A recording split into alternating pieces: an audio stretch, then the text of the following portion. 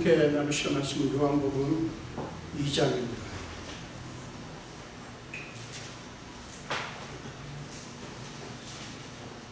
요한복음 2장 13절에서 22절까지입니다. 요한복음 2장 13절에서 22절까지요. 한 목소리로 함께 읽겠습니다.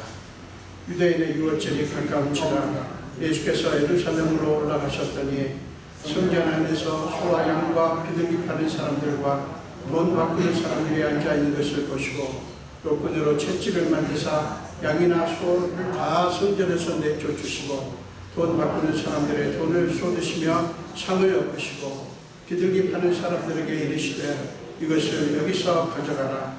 내 아버지의 집으로 장사하는 집을 만들지 말라 하시니 제자들이 성경 말씀에 주의 전을 사모하는 열심히 나를 섬기리라 한 것을 기억하더라. 이에 유대인들이 대답하여 예수께 말하기를 네가 이런 일을 행하니 무슨 표적을 우리에게 보이겠느냐. 예수께서 대답하여 이르시되 너희가 이 성전을 헐라 내가 사흘 동안에 일으키리라. 유대인들이 이르되 이 성전은 46년 동안의 지었건을 네가 3일 동안에 일으키겠느냐 하더라. 그러나 예수는 성전된 자기 육체를 가리켜 말씀하신 것이라. 죽은 자 가운데서 살아나신 후에야 제자들이 이 말씀하신 것을 기억하고 성경과 예수께서 하신 말씀을 믿었더라. 아멘. 한 번 더 기도하겠습니다. 예수님 보십시오. 저는 죄인입니다. 그러나 하나님께서 말씀을 선포하라 하셨기에 순종하고 말씀을 들고 하나님 앞과 주님의 사랑하는 자녀들 앞에 섰습니다.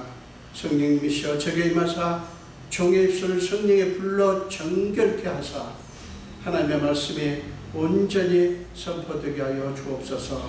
감사드렸고 예수 이름으로 기도합니다. 아멘.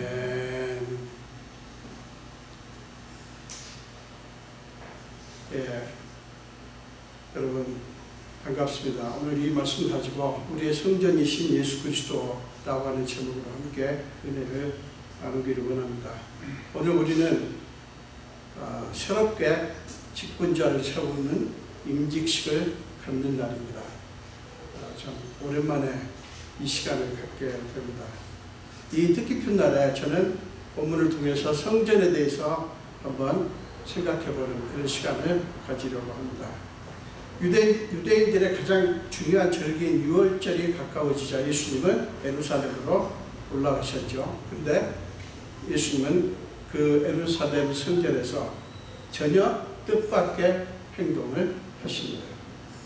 소와 양과 비둘기 파는 사람들과 돈 바꾸는 사람들을 보시고 노끈으로 채찍을 만들어 양이나 소를 다 성전에서 내쫓으시고 돈 바꾸는 사람들의 돈을 쏟으시고 상을 엎으시고 비둘기 파는 사람들을 내쫓으신 거예요. 여러분 유월절 제사에는 희생 제물이 필요했기 때문에 성전에 가까이에서 소나 양, 비둘기를 손쉽게 구할 수 있도록 편의를 제공하는 것이 상인들의 역할이었어요. 그런데 예수님은 왜 이렇게 분노하시고 이런 폭력적인 행동을 하셨을까요? 예수님의 말씀을 보면 그 이유를 알 수 있죠. 뭐라고 하십니까? 내 아버지 집으로 장사하는 집을 만들지 마라. 여러분 이게 지금 사업하는 장사하시는 분들을 폄하하는 게 아니에요. 그 뜻이 아닙니다. 내 아버지 집으로 장사하는 집을 만들지 말라. 공관복음인 마태, 마가, 누가복음에서는 기록된 바 내 집은 기도하는 집이라 일컬음을 받으리라 하였거늘 너희는 강도의 소굴을 만드는도다. 이렇게 기록이 되어 있어요. 예수님의 분노는 뭡니까? 성전이 성전답지 않은 거예요. 성전이 성전다움을 잃어버린 것에 대한 분노입니다. 예수님이 보실 때 예루살렘 성전은 더 이상 하나님을 경배하는 곳이 아니었던 거예요. 분명히 제사라는 종교 행위는 있지만 거기에는 하나님은 없었던 거예요. 더 이상 기도하는 집이 아니고 장사하는 집이요 강도의 소굴일 뿐이었던 거예요. 여러분, 예수님은 무엇 때문에 당시에 아름다운 하나님의 성전을 그렇게 보셨을까요? 여러분, 그 상인들, 지금 성전에서 여러 가지 그런 것들을 파는 상인들은 사실은 순례자들의 순수한 종교성을 이용하여 폭리를 취했고요. 그들의 뒤에는 그들을 비호하는 제사장들이 있었어요. 이게 핵심입니다. 상인들과 제사장들은 경제적인 이득을 토대로 결탁이 되어 있었던 거예요. 그러니까 종교 지도자들과 상인들의 검은 결탁이에요. 음흉한 결탁. 여러분, 그것이 보여주는 게 뭐겠어요? 하나님께 드리는 제사는 형식일 뿐 제사장들의 마음은 전혀 다른 것에 있었던 거예요. 이사야 선지자는 그들의 모습을 이렇게 표현을 합니다. 이사야서 29장 13절입니다. 이 백성의 입으로는 나를 가까이하며 입술로는 나를 공경하나 그들의 마음은 내게서 멀리 떠났나니 그들이 나를 경외함은 사람의 계명으로 가르침을 받았을 뿐이라. 지금 이게 무슨 얘기냐면 그들이 나를 경외한다는 말은 다만 들은 말을 흉내내는 것 뿐이다, 이런 뜻이에요. 그러니까 형식은 형식대로 하는 거예요. 형식대로. 그것이 예수님의 분노하실 수밖에 없었던 중요한 이유였어요. 종교적인 형식도 있고 흉내도 있었지만 진심이 없고 진실이 없었던 거예요. 여러분, 당시에 어느 누구도요 예루살렘 성전에 대해서 예수님처럼 생각한 사람은 없었어요. 종교적인 타성에 젖어서 문제의식을 느끼는 사람들도 없었어요. 정치적으로는 로마의 지배 아래 있었지만 왕 제도를 비롯한 어느 정도의 자치적인 통치가 가능했고요. 특별히 성전의 모든 종교 행사에는 아무런 제재가 없었기 때문에 성전에서 늘 하던 대로 형식에 잘 맞춰서 제사들이 차질 없이 드려지고 있었어요. 그러나 종교적인 흉내를 낼 뿐 실제적인 하나님의 임재와 말씀의 역사는 없었어요. 여러분, 예수님은 뿌리부터 썩어 빠진 종교를 향해서 분노하신 것입니다. 그런데 예수님의 이런 모습은 당시의 종교 지도자들의 심기를 건드렸죠. 당연하죠. 그들은 예수가 자기들이 세운 질서를 무너뜨리고 평화와 안정을 깨는 것으로 보았고요. 자기들의 권위에 도전하는 것으로 보고 분노했습니다. 여러분, 예수님이 분노하시는 것과 그들의 분노에는 엄청난 차이가 있는 것을 알 수가 있죠. 자, 여러분, 이사야서 말씀을 한번 보겠습니다. 1장입니다. 이사야서 1장 11절부터 14절까지입니다. 여호와께서 말씀하시되 너희의 무수한 재물이 내게 무엇이 유익하뇨? 나는 수량의 번제와 살찐 짐승의 기름에 배불렀고 나는 수송아지나 어린 양이나 숫 염소의 피를 기뻐하지 아니하노라. 너희가 내 앞에 보이리오니 이것을 누가 너희에게 요구하였느냐? 내 마당만 밟을 뿐이니라. 헛된 재물을 다시 가져오지 말라. 분양은 내가 가증히 여기는 바요 월삭과 안식일과 대회로 모이는 것도 그러하니 성회와 아울러 악을 행하는 것을 내가 견디지 못하겠노라. 내 마음이 너희의 월삭과 정한 절기를 싫어하나니 그것이 내게 무거운 짐이라 내가 지기에 곤비하였느니라. 여러분, 놀라운 것은 그 오래전 이사야 선지자가 외쳤던 그 외침을 지금 예수님께서 하고 계시다는 사실이에요. 그러니까 오랜 세월이 흘렀는데 이사야 선지자 때의 종교의 모습이나 지금 예수님 당시의 종교의 모습이 똑같은 거예요. 여러분, 이게 무엇을 보여주는지 아십니까? 하나님을 믿고 섬기는 일이 얼마나 귀합니까마는 그게 얼마나 쉽게 변질될 수 있는지, 우리가 얼마나 쉽게 착각에 빠질 수 있는지를 증언하는 말씀 아니겠어요? 여러분, 우리가 자칫 잘못하면, 조금만 깨어있지 않으면 우리도 이렇게 변질될 수가 있어요. 형식은 있는데, 있을 것은 다 있는데, 예배도 있고 교회 정치적인 조직도 있고 모든 것들이 다 있는데, 저는 이 말씀을 준비하면서 생각해 봤어요. 우리 부활교회 오신다면, 주님이 지금 오신다면 어떻게 보실까요? 소름이 끼칠 정도로 무섭대요.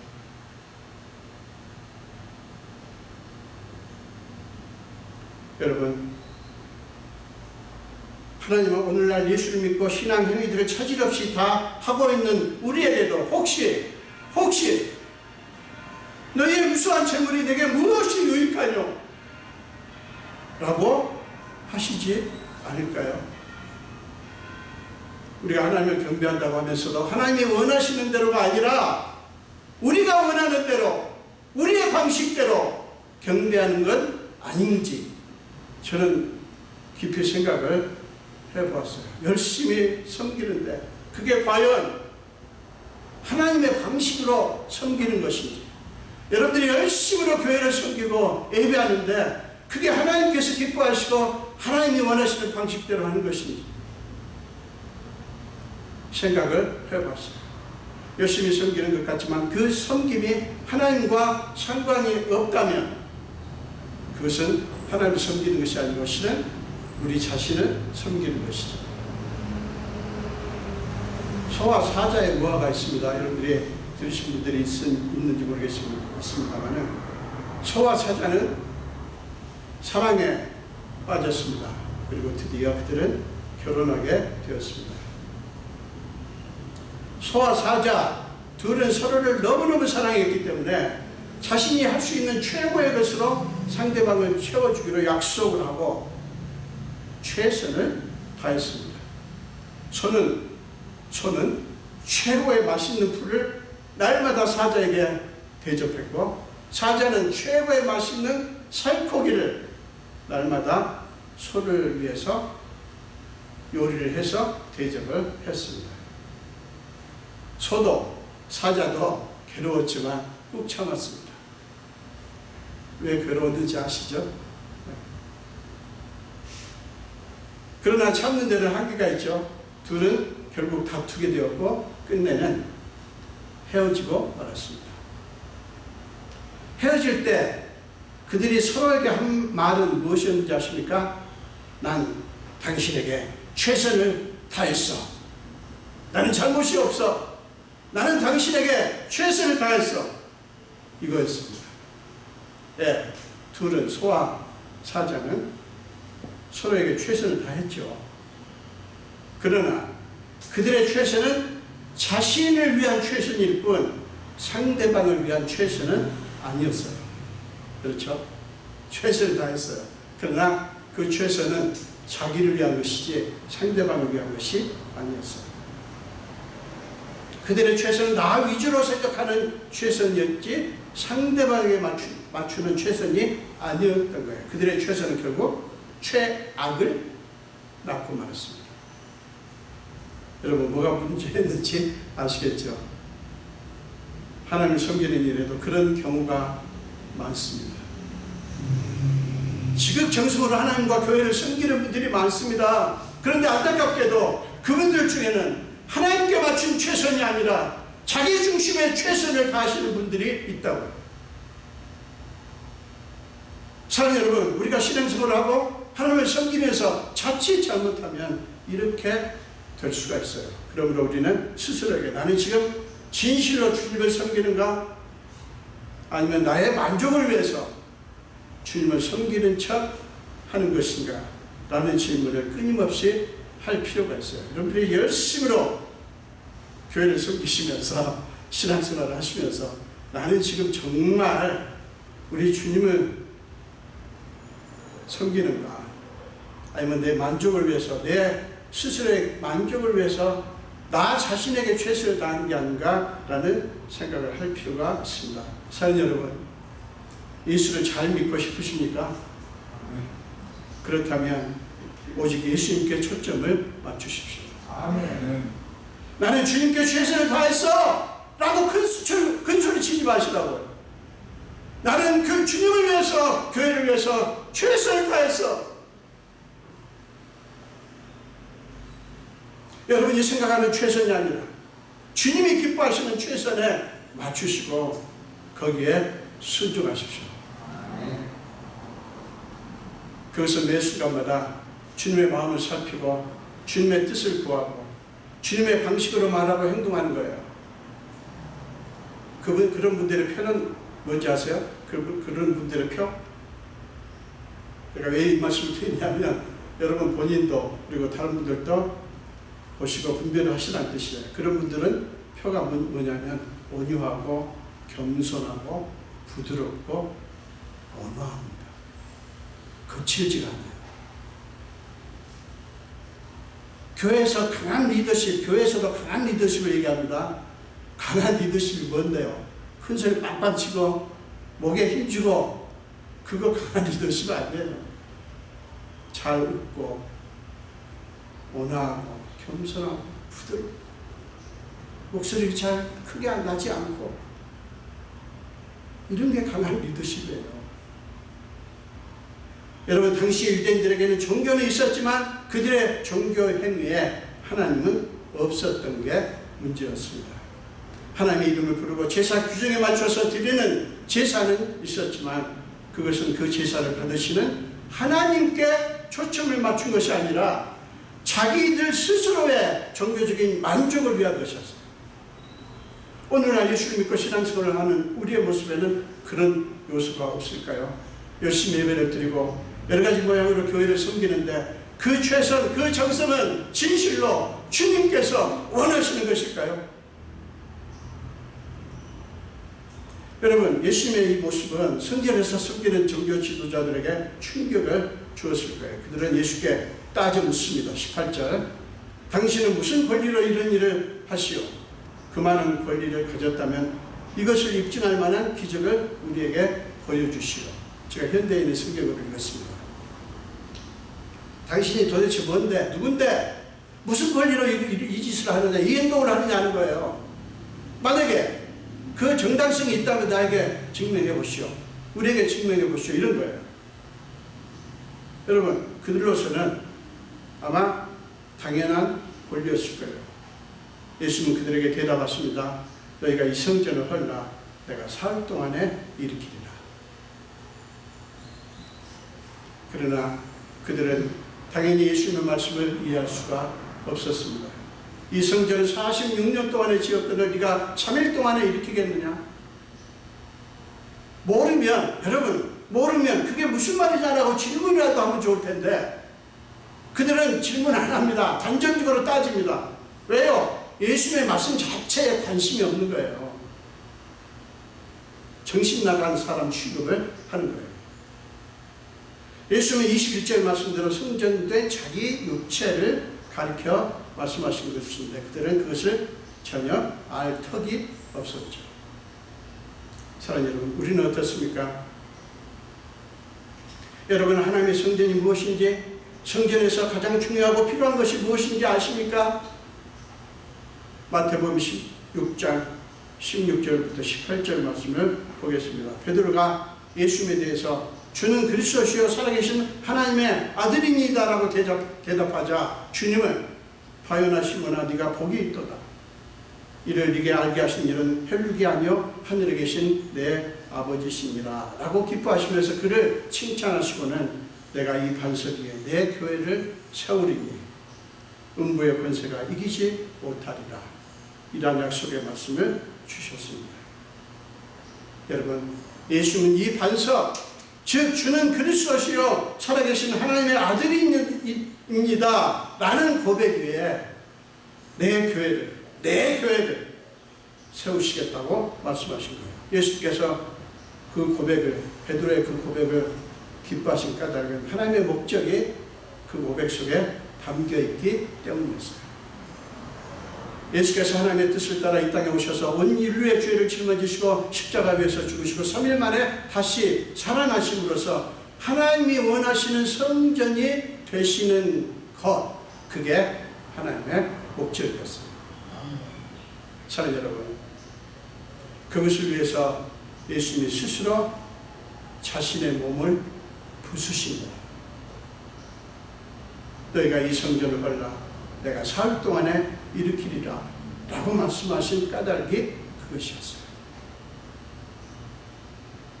여러분, 성전을 향한 예레미야 선지자의 절규를 한번 들어보십시오. 예레미야 7장입니다. 예레미야 7장 8절부터 11절까지입니다. 보라, 너희가 무익한 거짓말을 의존하는도다. 너희가 도둑질하며 살인하며 간음하며 거짓 맹세하며 바알에게 분향하며 너희가 알지 못하는 다른 신들을 따르면서 내 이름으로 일컬음을 받는 이 전에 들어와서 내 앞에 서서 말하기를 우리가 구원을 얻었나이다 하느냐. 이는 이 모든 가증한 일을 행하려 함이로다. 내 이름으로 일컬음을 받는 이 집이 너희 눈에는 도둑의 소굴로 보이느냐. 보라, 나 곧 내가 그것을 보았노라. 여호와의 말씀입니다. 이렇게 절규하셨어요. 사랑하는 여러분, 이 얼마나 무서운 말씀입니까? 주님은 예레미야 선지자가 외친 그 외침을 지금 외치시는 거예요. 왜 그러시겠어요? 성전이 성전답지 못한 데 대한 절규예요. 이것은 그저 단순한 분노가 아니라고요. 그들의 어리석음이 너무 안타까운 거예요. 주님의 심장이 문드러지는 거예요. 사랑하는 여러분, 우리의 성전은 어떻습니까? 우리 교회는 어떻습니까? 사랑하는 여러분, 여러분은 왜 성전에 오시고 성전에서 무엇을 얻으려고 하십니까?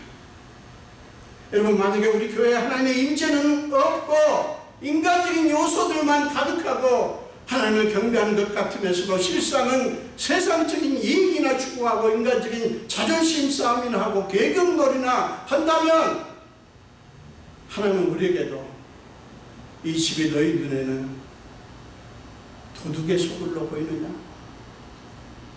라고 부정하실 거예요.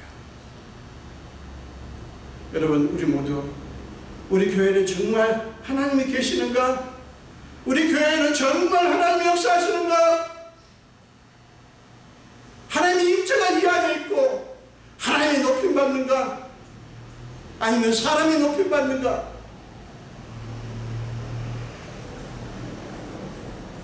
함께 저와 함께 우리 모두 함께 고민하실 수 있기를 바랍니다. 여러분, 적어도 이만하면 도대체 뭐가 어때? 라고 안주하지만 않아도 괜찮아요. 근데 많은 교회들이 아예 생각도 안 하고요. 뭐 어때? 이런 거지. 교회가 이런 거지 뭐. 우리 그런 생각 하지 맙시다. 여러분, 제가 미국 장로교 교단에 속해 있는데요. 제가 미국 장로교 마음에 안 드는 곳은 많지만 딱 아주 마음에 드는 모토가 있어요. 그게 뭐냐면 Reform, always reformed예요. 개혁하라, 항상 개혁되어라. 이게 그 교단의 모토예요. 개혁하라, 항상 개혁되어라. 여러분, 우리 교회는 지금 영적으로 어느 지점에 있다고 생각하십니까? 우리의 인간적인 뜻은 잘 나타나고 있지만, 존중받고 있지만, 혹시라도 하나님의 뜻은 보이지 않는 건 아닌지, 하나님의 뜻은 무시되고 있는 건 아닌지를 철저히 살피고 과감히 개혁할 수 있기를 바랍니다. 그래야 교회도 살고요, 우리도 살아요. 교회가 죽으면 교회 나오는 모든 분들이 함께 죽습니다.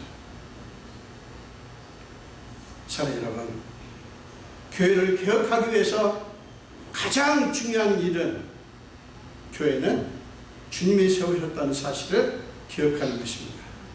여러분, 교회는 절대로 사람이 세우는 게 아니에요. 우리 감히 우리가 교회를 세웠다 그런 소리 하지 마시고 하나님이 세우십니다.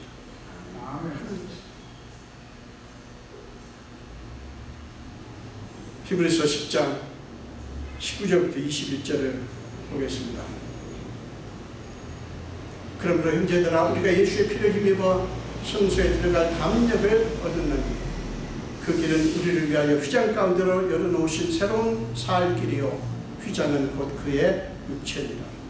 또 하나님의 집 다스리시는 큰 제사장이 계시네. 이렇게 말씀합니다.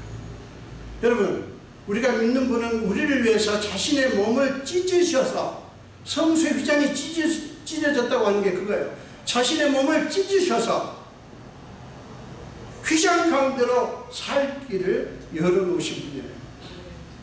그러므로 여러분 자신이 어떤 존재인지를 생각할 때, 여러분이 나는 누구인가를 생각할 때마다 우리의 성전이 되시고 우리를 위한 큰 제사장이 되시기를 위해서 그 엄청난 값을 치르신 그리스도와의 관계 안에서 생각하십시오. 여러분 부모가 어떻고, 여러분 아내 남편이 어떻고, 여러분 자식이 어떻고, 여러분 자식이 아무리 영광스러워도 여러분이 영광스러운 게 아니고요, 여러분의 부모가 아무리 부끄러워도 여러분이 부끄러운 게 아니에요. 우리의 가치는 거기에 있지 않아요. 예수님께서 나를 위해서, 여러분을 위해서 자신의 몸을 찢으셔서 성전이 되시고 우리의 성전이 되시고 우리의 큰 제사장이 되셨다는 사실이, 아, 나는 그런 사람이구나, 그렇게 생각을 해야 될 요소인 거예요. 여러분, 그러면 절대로 우리는 기가 죽지 않고요, 그리고 교만해지지도 않습니다. 왜 그렇게 기가 얼른 죽고 왜 그렇게 포가 높아지는지 아십니까? 자기가 무엇을 한 것으로 여기기 때문에 아니에요. 우리의 가치는 어디에 있다고요? 예수님께서 우리의 성전이 되시고 우리의 큰 제사장이 되시기 위해서 자신의 몸을 찢으셨다. 사랑 여러분, 우리는 주님의 몸을 함께 이루기 위해서 부름을 받아 여기에 모인 하나님의 자녀들입니다. 저와 여러분은 함께 주님의 몸인 교회를, 성전을 이루라고 부름받은 사람들이에요. 이게 우리의 영광이에요. 얼마나 기가 막힌 사명인지 몰라요. 여러분은 그냥 한 사람 한 사람이 아니에요. 그냥 한 사람 한 사람의 그리스도인이 아니에요. 주님의 몸을 이루는 지체들입니다. 그러므로 사랑 여러분, 날마다 우리의 머리 되신 주님의 사랑을 먹고 그 안에서, 그분 안에서 자라가십시오. 그래야 주님의 몸의 지체인 여러분 한 사람 한 사람이 영적으로 건강해지시기를 축원합니다. 아멘. 그러면 여러분으로 인해서 우리의 공동체가 건강한 성전이 되어갈 것입니다. 우리가 건강하면 우리 지체들이 모여서 건강하게 예배를 드리고 하나님을 섬기고 이 교회는 건강하게 될 것입니다. 기도하겠습니다. 예수님 감사합니다. 오늘도 생명 주시고 주의 전도로 불러주시고 함께 말씀을 나누게 하신 주님, 오늘 우리는 예수님께서 예루살렘 성전에 오셔서 그들에게 분노를 표현하신 모습을 보았습니다. 아버지, 우리 부활의 교회에 주님이 오신다면 이 교회를 어떻게 보실 것인지 솔직히 두렵고 떨립니다. 오 주님, 저희를 불쌍히 여기시고 우리가 하나님께 붙어 있어서, 하나님 그리스도 안에 있어서 우리가 영적으로 더 건강해지게 하시고, 그래서 우리가 몸을 이루는 지체를 이루고 있는 이 성전이 건강해지는 축복을 허락해 주옵소서. 감사드렸고 예수 이름으로 기도합니다. 아멘.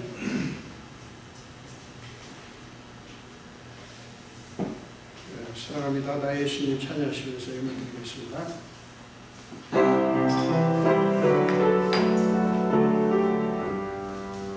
사랑합니다.